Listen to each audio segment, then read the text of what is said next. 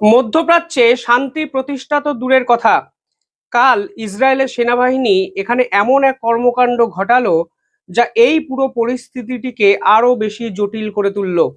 এবং এই পুরো পরিস্থিতির কনসিকুয়েন্সটা যদি আপনারা শোনেন তাহলে বুঝবেন ডিরেক্টলি এর এফেক্ট কিন্তু পাকিস্তানের উপর পড়বে।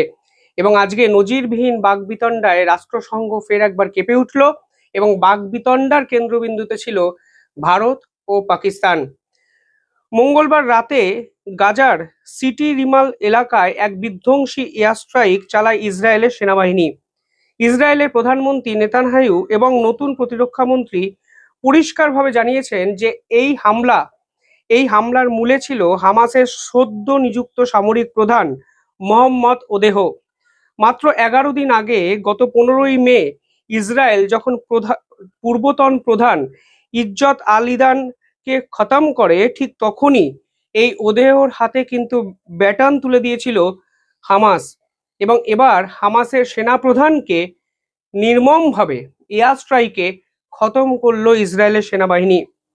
এই আগুন এখন শুধু গাজাতে সীমাবদ্ধ নেই, এই যুদ্ধের আগুন কিন্তু পৌঁছে গেছে মধ্যপ্রাচ্যে।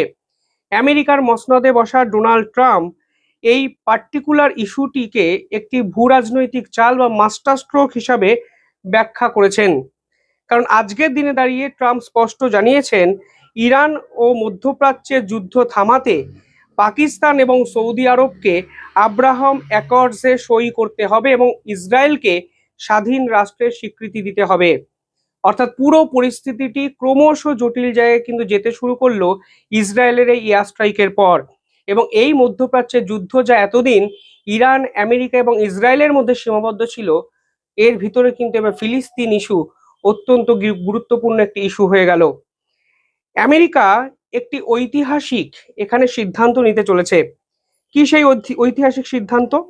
আমেরিকা ছলে বলে কৌশলে বুঝিয়ে দিয়েছে যে বাকি বহু মুসলিম রাষ্ট্রকেই এই মুহূর্তে আব্রাহাম অ্যাকর্ডসে সই করতে হবে। এই আব্রাহাম অ্যাকর্ডসটা কি? এই আব্রাহাম অ্যাকর্ডসে সই কি সত্যি মুসলিম রাষ্ট্র করতে পারবে? এখানেই রয়েছে আসল একটা প্রশ্ন। আজকের দিনে দাঁড়িয়ে আমেরিকার থেকে কোটি কোটি ডলার নেয় পাকিস্তান, এবং আমেরিকা যদি পাকিস্তানকে সাহায্য করা বন্ধ করে দেয় তাহলে অর্থনৈতিকভাবে দেউলিয়া একটি রাষ্ট্র কার্যত তাসের ঘরের মতো ভেঙে পড়বে। আজকের ক্ষেত্রে এই আব্রাহাম অ্যাকর্ডসে যদি এই পাকিস্তান সই করে তাহলে পাকিস্তানে ইমরান খানের যে দল তারা কিন্তু আসিম মুনিরের বিপক্ষে চলে যাবে। এবং একই সঙ্গে আমেরিকা যে পাকিস্তানকে দিয়ে আব্রাহাম অ্যাকর্ডসে সই করে ইসরায়েলকে স্বাধীন রাষ্ট্রের স্বীকৃতি পাকিস্তানের মারফত দিতে চাইছে, সেটাতেও কিন্তু আসিম মুনির বিপর্যস্ত বা একটু বিপন্ন। অর্থাৎ দু নৌকায় পা দিয়ে চলা পাকিস্তান কি করবে সেটাই কিন্তু এই মুহূর্তে তাদের কাছে সব থেকে বড় প্রশ্ন। এবার মধ্যপ্রাচ্যের যুদ্ধের মধ্যেও হামাসকে হঠাৎ করে কেন আক্রমণ করলো ইসরায়েল? আজকের দিনে দাঁড়িয়ে সেই প্রশ্ন কিন্তু বিশেষজ্ঞরা তুলতে শুরু করেছেন এবং এর পিছনেও একটি নির্দিষ্ট কারণ আছে। 7ই অক্টোবর 2023 ইসরায়েলে ঢুকে হামাস কিন্তু ভয়াবহ হামলা চালায় একটি উৎসব মুখরিত জায়গায়, যেখানে অসংখ্য ইসরায়েলি কিন্তু প্রাণ হারিয়েছেন। সেদিনই ইসরায়েলের পক্ষ থেকে ঘোষণা করে দেওয়া হয়েছিল যে কোনো অবস্থাতেই হামাসের কোনো নেতৃত্বের অস্তিত্ব এই পৃথিবীতে কিন্তু তারা রাখবে না। এবং একের পর এক সেনাপ্রধান মানে সিনোয়ার থেকে শুরু করে মাস্টার মাইন্ড মোহাম্মদ দেইফ, তাদের সকলকেই কিন্তু ইসরায়েল খতম করেছে। 15ই মে হাদাদদের মৃত্যুর পর এই হামাসের সামরিক শাখা ইজাদ্দিন আল কাসাম ব্রিগেডে দায়িত্ব দেওয়া হয় মোহাম্মদ ওদেহকে। গোয়েন্দা রিপোর্ট অনুযায়ী এই ওদেহ হামাসের কোনো সাধারণ কমান্ডার ছিলেন না। 1987 সালের ফার্স্ট ইন্তেফাদা অর্থাৎ প্রথম ফিলিস্তিনি যে জনজাগরণ হয়েছিল সেই সময় থেকেই বিভিন্ন কার্যকলাপে যুক্ত ছিলেন এই ওদেহ। সেই ওদেহ এখন হামাসের সেনাপ্রধান হন এবং কালকে সেনাপ্রধান হওয়ার পর ইসরায়েলি এয়ার স্ট্রাইকে কিন্তু প্রাণ হারালেন। 2025 সালের মে মাসে সিনোয়ারের মৃত্যুর পরই এই ওদেহকে কিন্তু প্রাথমিকভাবে সেনাপ্রধান করার অফার দেওয়া হয়, কিন্তু ড্রোন এবং মিসাইল স্ট্রাইকের ভয়ে তিনি সেই সিদ্ধান্ত কিন্তু সে সময় নিতে চাননি।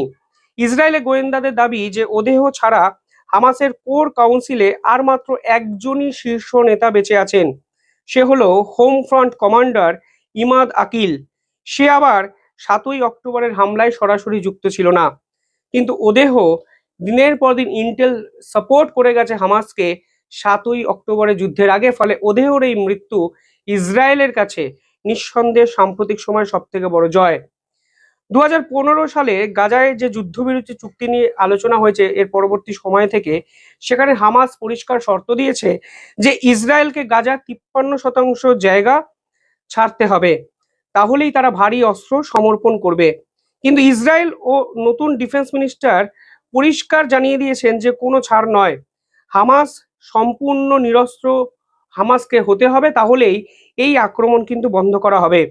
আর এখানেই ডোনাল্ড ট্রাম্পের রাজনৈতিক চাল, কূটনৈতিক চাল, যেখানে ডোনাল্ড ট্রাম্প চাইছেন বাকি যত মুসলিম রাষ্ট্র আছে তাদেরকে একই ছাতার তলায় নিয়ে আসতে এবং হামাসকে কার্যত একঘরে করে দিতে।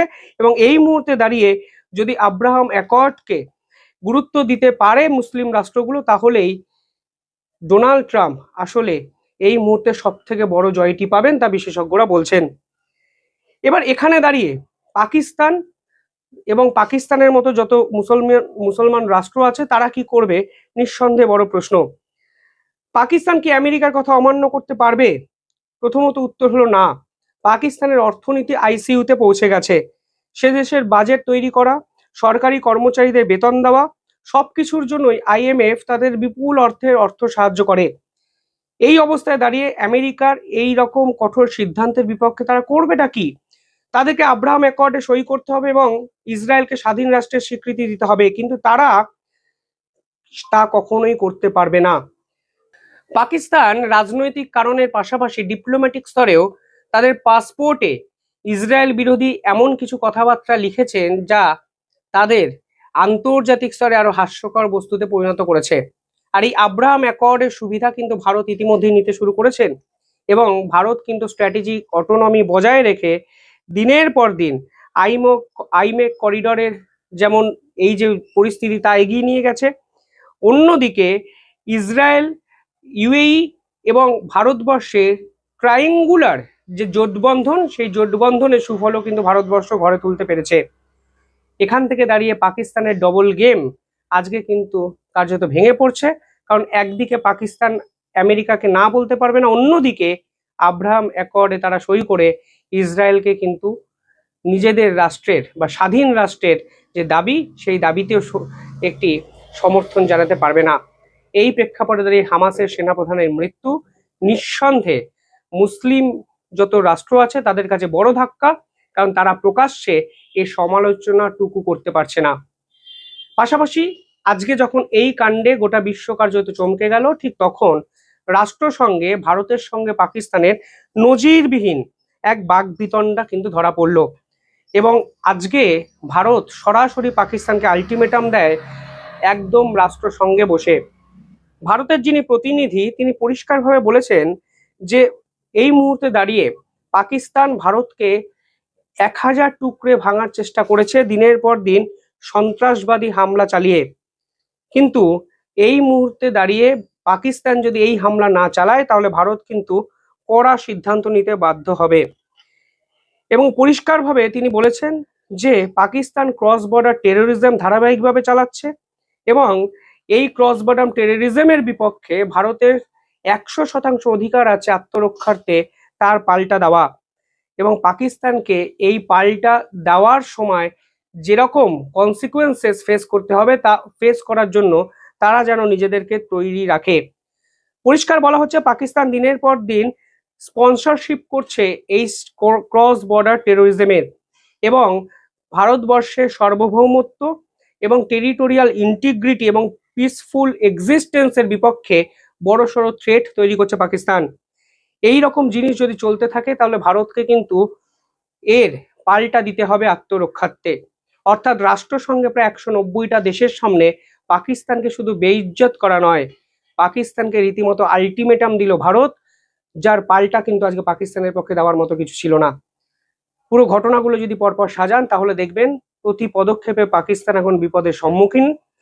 একদিকে হামাসের সেনাপ্রধান নিহত, ইসরায়েলি এয়ার স্ট্রাইক গোটা মুসলিম বিশ্বকে কাঁপিয়ে দিয়েছে এবং রাষ্ট্রসংঘে ভারত পাকিস্তান নজিরবিহীন দৌড়তে ব্যাকফুটে পাকিস্তান। আপনারা কিভাবে দেখছেন পুরো বিষয়টি কমেন্টে জানাবেন।